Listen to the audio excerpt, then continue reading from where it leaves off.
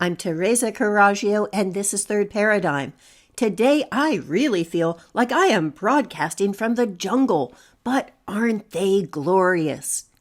My topic today is breaking the spell.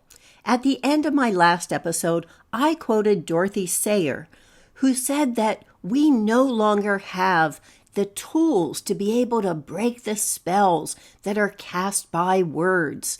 And I know many in my group, especially on Substack, have been looking at how to decipher those spells, all of the different spells that are cast on us, and how do we deflect those. So that's going to be my topic today. This started because a woman who had seen my keratology episode on YouTube came onto Substack at my suggestion and then responded to my old episode of Victoria Newland saying, I would like to start a discussion group talking about how women don't really understand how to be women since debt-based money has changed our whole concept of that. And I responded and I said, well, I agree completely. And that's why I've written a book on that. And that's why I have several episodes. And here are 5 of them that are talking about exactly that. And she responded and said, well, I don't really like the idea of banks, and yours are still dealing with banks, and I think we should just do away with those altogether. And so I really want a dialogue group. I think that when I said, good luck with that, I responded much more politely than a man would have had they suggested that he abandon his last 10 years of research with supposedly the same goal and the book that he had written and instead join a discussion group starting from square one. So I think that we need to be thinking about how to think methodically. And thinking methodically always begins with the purpose. What is your purpose? Let's look at that. I define what I'm doing as socio-spirituality, which is taking a hard look at the reality in the world and questioning the reality of the world. So let's look at purpose on the socio side of that. I believe that our purpose here is to care for the people and the places that have been entrusted to us.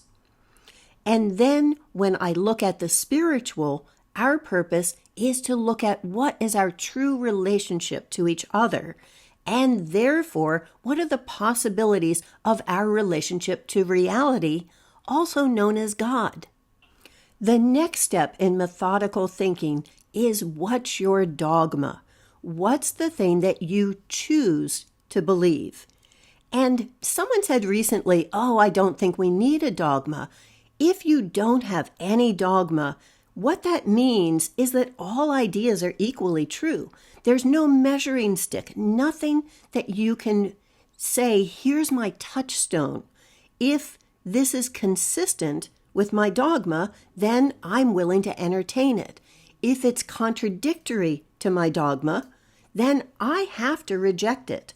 So without that, I don't know how you decide between ideas. Otherwise, I think what you get into is judgment about people and who is the better authority. So then you're handing your authority over to someone else because you don't have anything within you that you've chosen as your dogma to measure it against. My only dogma is that I am no better than anyone else. That means I believe that people are inherently good. And when they behave badly, systems and stories are to blame. The systems are the economics and social structures that are part of that socio portion. And then the stories are things like the scriptures that are in the spiritual side of that. Because of my dogma, what I reject are any systems that place some people in authority over others. And I reject any stories that say some people are better than others. And that gets me to a place that, as far as I know, is utterly unique. As far as I know, there are 4 paradigms that I'm proposing and have fleshed out that no one that I know of is talking about. Let's start with the economic.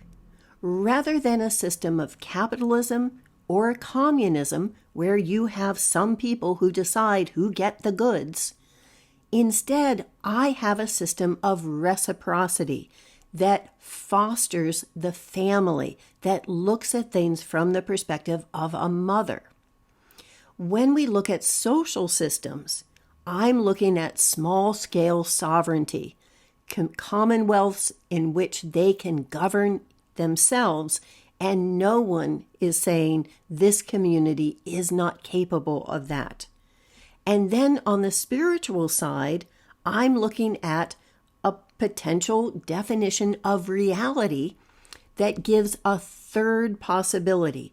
There's creationism, there is evolution, and then there is one mind dreaming. And that is something that I have been developing that's only possible if you first consider that all people are equally good. And the last one is looking at the Bible and whether these stories that we've been told are something that have been artificially hijacked and are making it so that some people are able to usurp that authority based on these stories. If we want to make progress, if perchance we're tired of the way that things are, then it's not that we need to agree. As a matter of fact, we need to disagree. We need to learn to be agreeably disagreeable and model that behavior. But this means going mano a mano, or womano a womano, or humano a humano. It means using your own thoughts and your own words. Not saying, well, here's this authority over here, and he and his army say you're wrong. That is not useful. It's not useful because do you really, really want me to abandon the idea that I alone, as far as I know, am representing in favor of somebody else's idea who already has an army behind him? And I use him in context.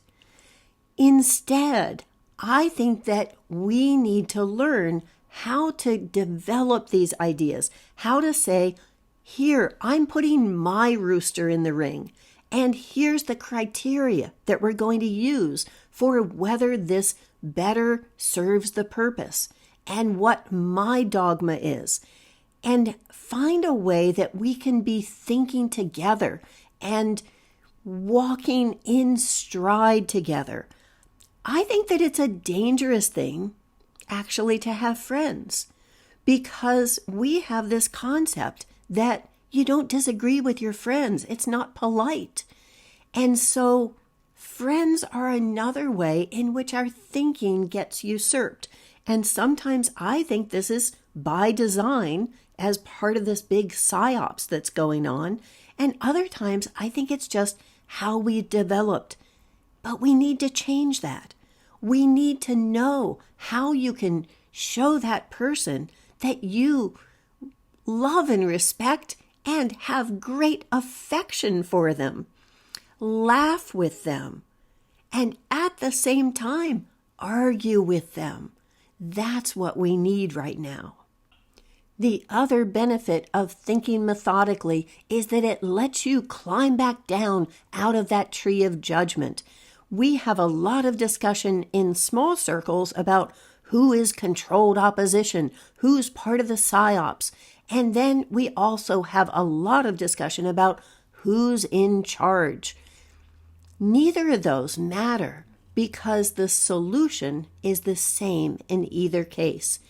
If the solution is to take power over others away, it doesn't matter who's at the top.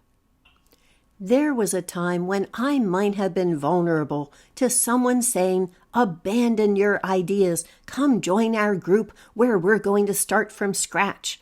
And I would have done that because it would have been a tiny, tiny chance that maybe I'd be able to convince them that my ideas were worthy.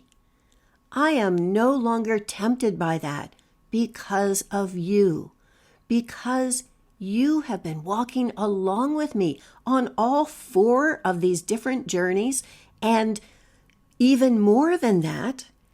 And we've been having this conversation where we have fallen in stride together, where you are matching me from leap to leap. And we're making so many discoveries together. And that's the kind of conversation that you have on a journey where you have all the time in the world because you're getting from one place to the next. You're already in motion. And that motion is carrying you, and the conversation is something that can just be a part of that. So I want to thank you that we are no longer letting the words spell us. We are spelling our own words. And to continue our discussion group, here is 5 feminine economies, and this is We Need to Agree to Agree. Thank you for watching.